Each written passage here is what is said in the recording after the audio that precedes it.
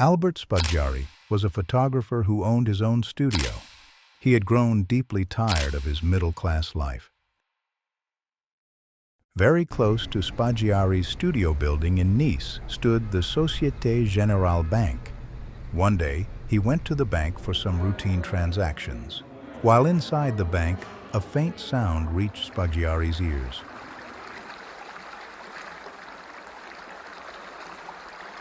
He realized it was the sound of water flowing through a sewer. That sound became a turning point in Spaggiari's mysterious mind. After leaving the bank, he obtained a layout map of the city of Nice. Using that map, he identified the direction and exact position of the sewer channel. The locker room of the Société Générale bank was located directly above that sewer. Slowly, certain thoughts began to form in his mind. He started holding tightly onto the idea that had taken shape. And then Spaggiari made a decision to rob the Société Générale bank. From that moment on, every night and day of his life revolved around a single goal: stealing money from the bank. He immersed himself completely in planning strategies and methods to make it happen. One day, Spaggiari went to the bank and requested a locker box.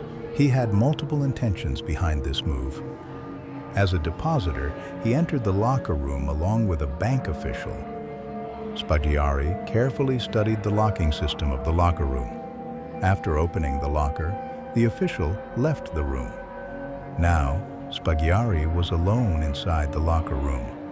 Immediately, he took out a loud alarm clock from his suitcase. He placed the clock inside his locker and locked it. He had already set the alarm to ring later that night.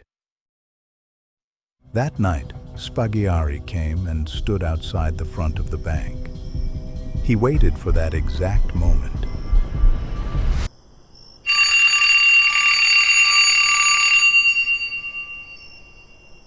Even after the alarm rang, he stayed there for nearly half an hour. That's when he understood something clearly. No sound in the night could wake the bank's defenses.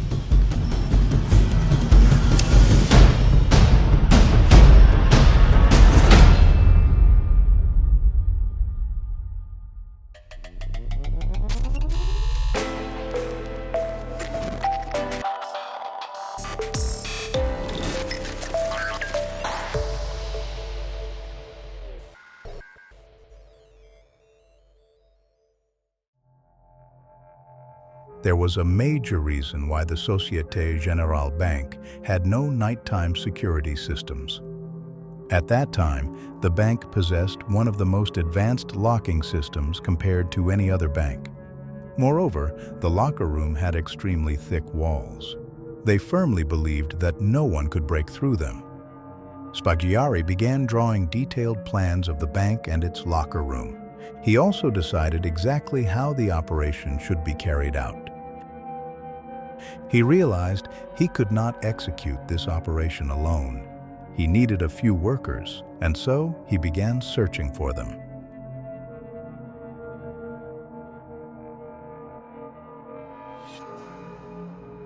During that era, Marseille was known as a city filled with gangsters and criminals. Spaggiari went there. Some of his old acquaintances lived there as well. He started meeting with well-known criminal gangs in the city. From there, he selected 3 men for his mission. He explained his plan to them, and the deal was finalized on the spot. Thus, Spaggiari, his 2 friends, and 3 workers formed a 6-member team. Later, Spaggiari and the gang reached the surroundings of the Société Générale bank. They began digging a tunnel from the sewer connected to the bank. For drilling, they drew electricity from a nearby streetlight connection. While constructing the tunnel, Spaggiari laid down strict rules. Work on drilling continuously, day and night, in shifts.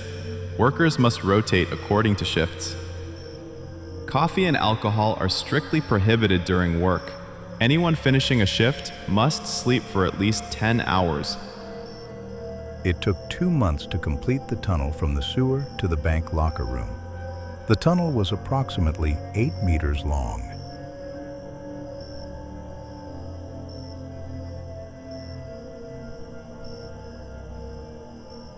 That day coincided with Bastille Festival, a major celebration in France. Banks across France remained closed for an entire week.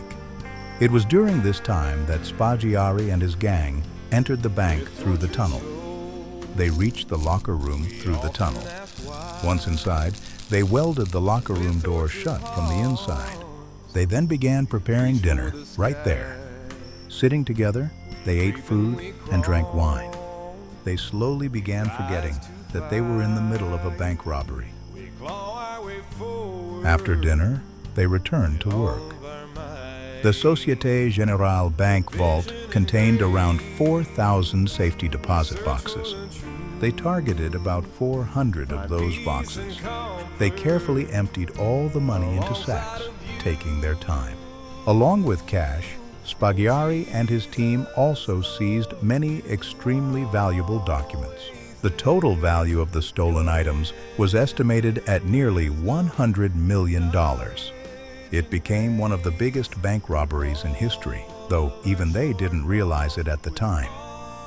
Before leaving, Albert Spaggiari wrote a few words on the walls of the vault.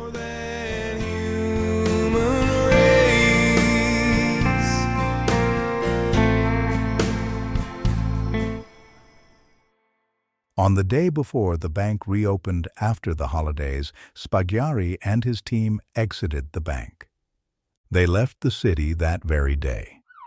The next day, the police began their investigation. Apart from a few gas cylinders found in the tunnel, the police found no significant evidence. However, a few months later, the police received a crucial lead. The evidence came from the ex-girlfriend of one of the gang members. As a result, one member of the gang was arrested. During interrogation, the police learned about the rest of the gang. The investigation began closing in on Spaggiari and his accomplices. Spaggiari was tracked down and arrested at the airport after returning from a trip. The police interrogated him, but no matter how hard they tried, Spaggiari never confessed. He was later presented before a magistrate. This setting was a small office room with just 2 or 3 people present.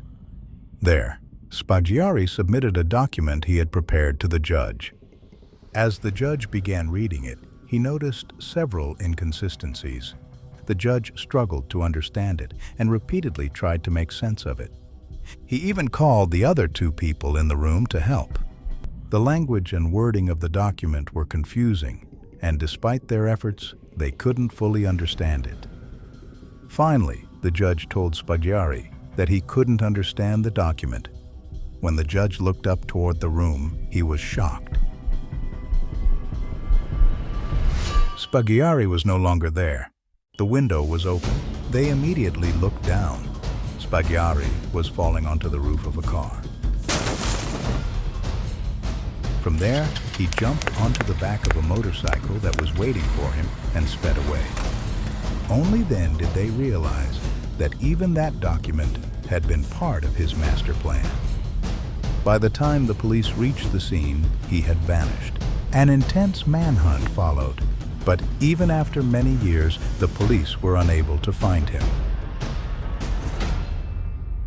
There were reports that Spaggiari had undergone plastic surgery and moved to Argentina. There were also claims that he secretly visited his family in France. But no one knows the truth.